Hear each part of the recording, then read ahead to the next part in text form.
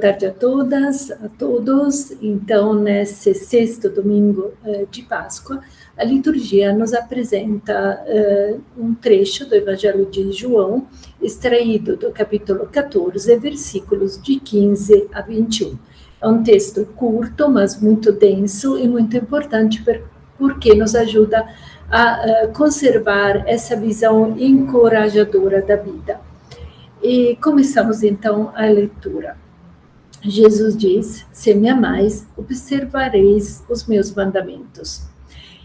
Qual é o contexto? É o contexto da ceia, depois do lava-pés, e Jesus está oferecendo um ensinamento fundamental para a sua comunidade.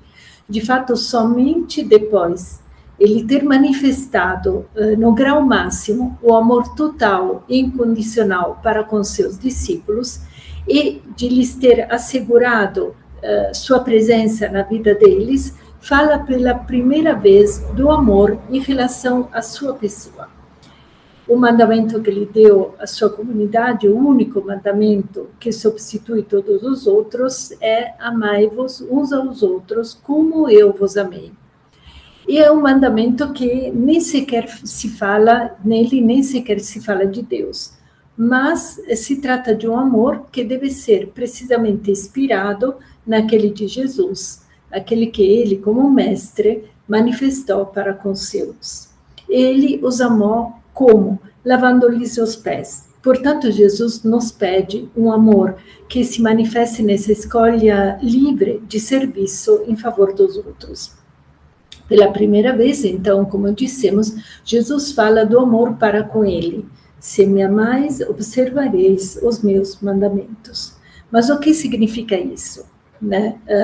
Não é que Jesus tenha dado uma lista de mandamentos.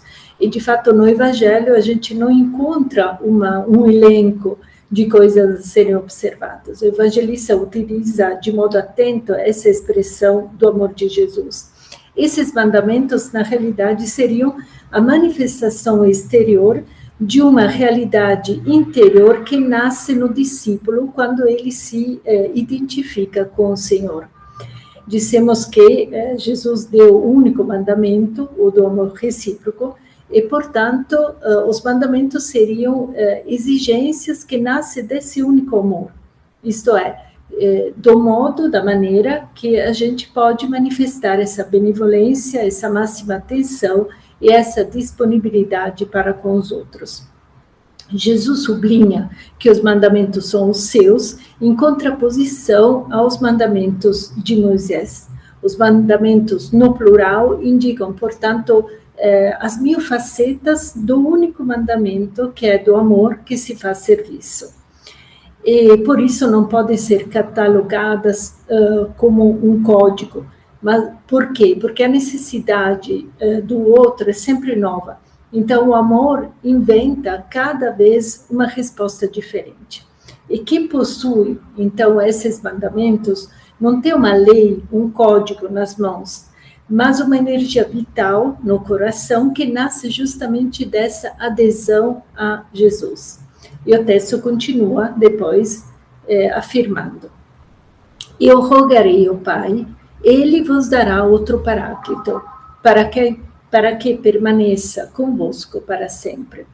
Jesus, então, é aquele que, como o pastor, sempre socorreu os seus e dá a própria vida para evitar qualquer prejuízo, qualquer dano aos que lhe pertencem.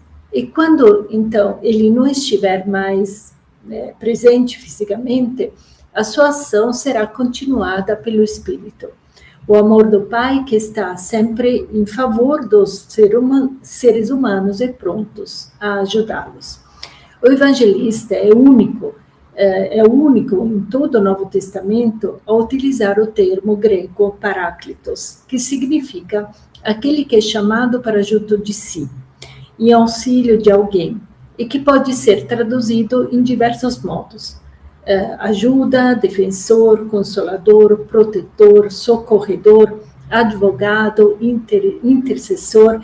Então, não se trata de um nome próprio do Espírito, mas de uma função exercida por ele. E Jesus garante que a presença do Espírito não depende de situações de perigo para a comunidade, mas é constante, para sempre. E sua ajuda, isso é muito, muito lindo, muito importante, não surge como resposta aos momentos de dificuldades da comunidade, mas os precede.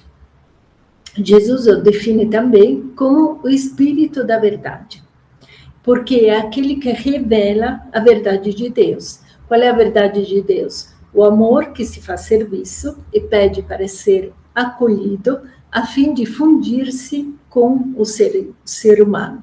O Espírito é amor, então aqueles que vivem na esfera do amor percebem a sua presença. A estes, Jesus comunica o seu Espírito sem medida e uma comunicação incessante e crescente do seu amor. Ficam excluídos aqueles que pertencem ao mundo da mentira e, portanto, ao mundo da mentira e do poder, e, portanto, incompatível com o mundo da verdade. Assim como as trevas são incompatíveis com a luz e a morte é incompatível com a vida. Então, quando o ser humano acolhe o espírito da verdade, adquire uma sensibilidade tal que isso o leva a distinguir a verdade que vem de Deus de qualquer forma de mentira ou engano, ainda que seja apresentada no nome dele. Então, a sintonia do discípulo com o espírito da verdade o torna profeta para a comunidade, mantendo viva a mensagem do Senhor e ajudando a discernir a palavra com a letra maiúscula entre as tantas palavras. O discípulo, então, é o lugar onde o Espírito permanece, assim como permaneceu sobre Jesus.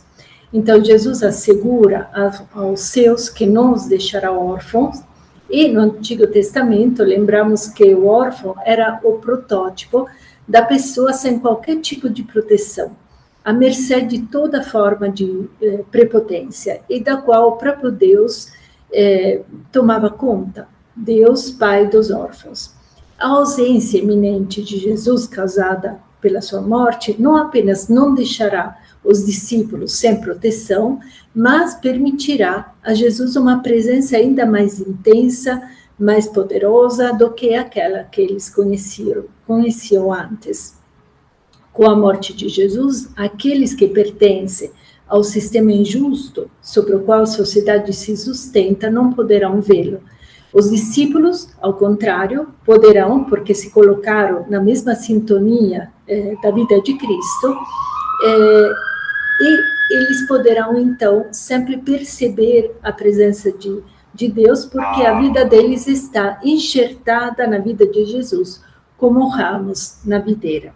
Então, a experiência de Jesus ressuscitado só é possível para aqueles que, como eles, possuem a vida eterna, ou seja, uma vida de uma qualidade indestrutível que nem a morte poderá atingir. Então, quem vive alimentando a vida, experimenta o vivente que alimenta.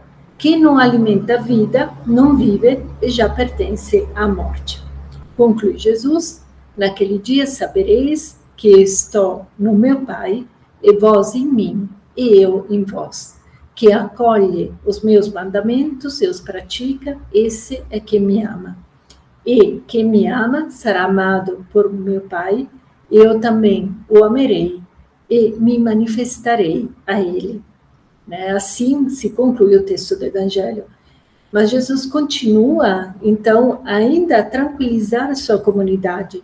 Naquele dia sabereis que eu estou no meu Pai. Ou seja, a esfera divina na qual Jesus se encontra não o afasta dos seus discípulos, mas torna sua presença ainda mais intensa e torna mais forte a comunhão com eles. E a comunidade, portanto, se torna um novo santuário do qual irradia o amor do Pai com toda a humanidade. Por meio da pessoa de Jesus, então, os seres humanos estão unidos ao Pai, e o Pai aos seres humanos, e na comunidade dos crentes, Deus então assume o rosto humano e nós assumimos o rosto divino. Então não existe mais a separação entre céu e terra, entre divino é humano, mas um é reflexo do outro, como Jesus, Filho de Deus, manifesta a humanidade de Deus, e assim o Filho do Homem manifesta a condição divina do ser humano. Então, quanto mais nos tornamos humanos, quanto mais permitimos que o divino aflore em nós.